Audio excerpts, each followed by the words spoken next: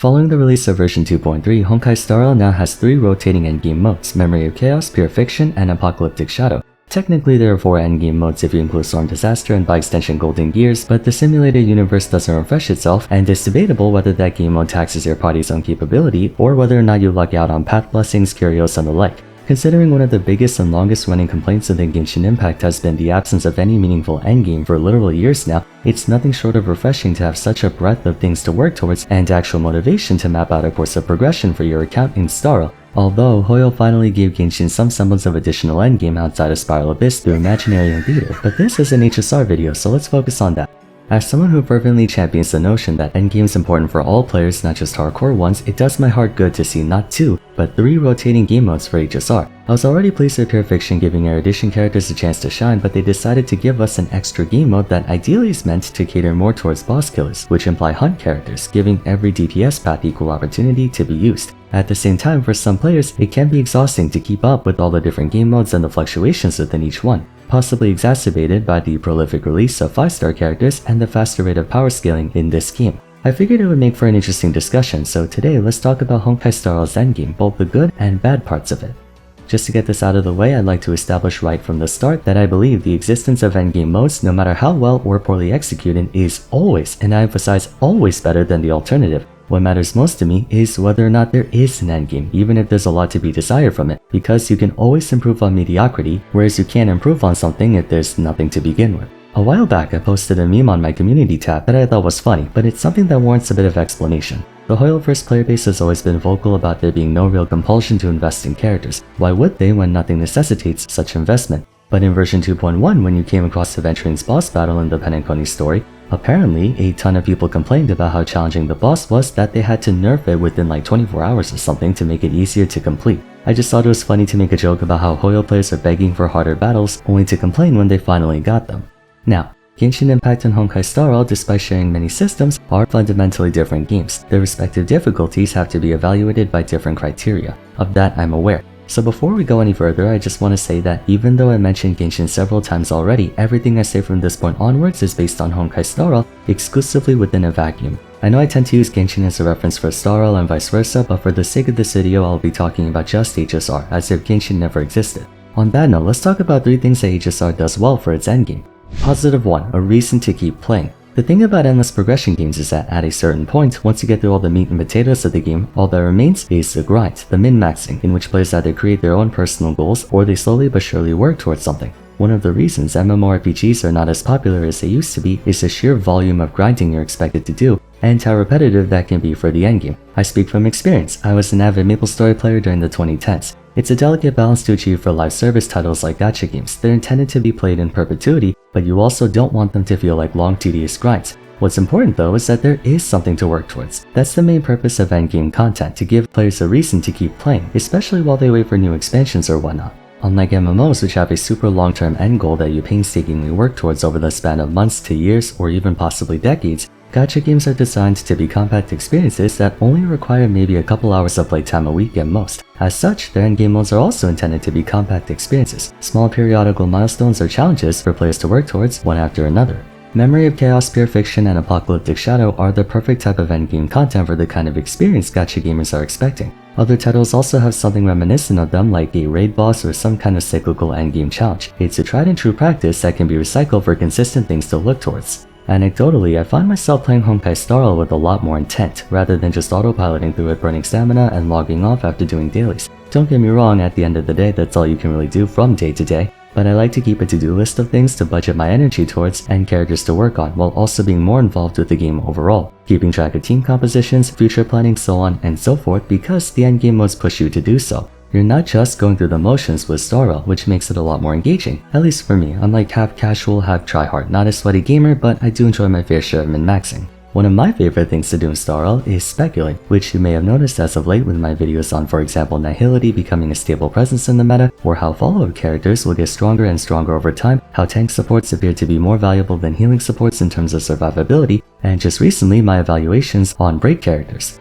Much of that would not exist without endgame content, not just myself. Future speculation and meta predictions are constantly discussed throughout the Star Rail player base, with people on the daily postulating which characters have the most future-proof value or what teams are going to have the most longevity. It gets really addictive the more you get into it. In short, MOC, PF, and Apoc Shadow are great for HSR because they achieve the two fundamental goals of video games: to win and to play as much as possible. These rotating endgame cycles can give players a steady flow of milestones that, upon completing them, reward you the satisfaction of winning, while at the same time achieving the second goal by having players actively work towards these milestones, thus making them play and think about the game a lot. Positive 2. Increased character usage variety. What distinguishes a good gacha game from a bad one is character usage variety. You can tell the quality of a gacha game based on how well balanced the roster is, to where you're allowed and ideally encouraged to have all kinds of team combinations and whatnot. After all, the principal gameplay element of gachas is collecting to obtain all the characters. Star Wars Endgame achieves this as well. During autumn of last year, I made a video on destruction units and how they monopolize the damage dealer meta both in power and circumstance. Fast forward to the present day, and the balance between every path and element is a lot more leveled, I'd say. Empirically, you can argue that, for example, dot teams are constant favorites, or every MOC in Pure Fiction conveniently has had a lightning weakness for Akron to exploit, but generally speaking, with there being such a variety of endgame modes, no one path or element outshines the other for too long. If for one MOC fire and physical reign supreme, then maybe Apoc Shadow will prioritize quantum and lightning, or PF might want follow-up attacks for a cycle while MOC wants break teams. You'll notice I haven't been uploading quite as many Wino and Place episodes for HSR as I did around the time I was making Genshin videos a year after the game came out. I was even pushing it kind of with Blade, who is unpopular relative to everyone else, and I still stand by everything I said in that video, but compared to say Eclipsing pre-Dendro, Blade's not as absent from the meta. Once again, that's a result of the majority of characters having equal time in the spotlight. Even though Argenti was like the most filler 5-star character in the game, he's still one of the best sweepers in Pure Fiction, so he has a definitive use. Positive 2 synchronizes with Positive 1. Because you're encouraged, and frankly required, to gear up a large portion of the cast, it creates a sense of purpose behind every daily quest, every use of stamina, and every piece of equipment you work on. You're not solely logging on to burn your Trailblaze power just to get 2% extra crit damage on a character because there's nothing else to do. Even after a full year and change, I still find myself with a ton of things I have to get done. Moreover, you have to never worry about over-investing in a character. In light of the ever-changing landscape of Star Wars Endgame, units always have a chance to become relevant again. There might be a cycle in MOC or Apoc Shadow that mandates ice units. That gives every player the opportunity to dust off their Jingliu and get her back in there. Sure, the game is power creeping rather fast, and with Firefly having eclipsed the previous two destruction rulers, that doesn't mean they're gone forever. Force necessity can bring them back, even if only temporarily. On the subject of necessity, positive number 3 of Hoyo's aggressive release of endgame content is that Starl would suck without it, even more than Genshin. While the absence of endgame content is actively hurting the latter, technically, and I say technically, there are other things you can do in the game. You can build your Serenity Pod, you can explore the world and stuff. Not everyone enjoys the more leisure side of Genshin, but the option is there, and a relevant number of players engage in the more casual, Animal Crossing Legend of Zelda side of things than the combat. In contrast, Starl is nothing but combat. Sure, some of the mini-games, puzzles, and miscellaneous activities they have through events and such can be a nice diversion, but with virtually no semblance of overworld exploration, the only thing you can do in Starl is fight. Naturally, it would be in Hoyo's best interest to give players a lot of fights, and they have. Sworn Disaster and Golden Gears offer a sizable amount of playtime, and the steady stream of MOC, Pure Fiction, and Apoc Shadow can break up the monotony of day-to-day play, since there's always at least one of them available for you to engage in at any point in time. Those are the 3 factors that make Star Wars Endgame the best part of playing it. That being said, there's one potential red flag that can also make it the worst part of the game, depending on the type of player you are or the circumstances of each player. I want to emphasize one more time that the positives far outweigh the negatives, but for the sake of fairness, it's still important to mention how the endgame can be perceived as a negative. I'm playing devil's advocate, if you will.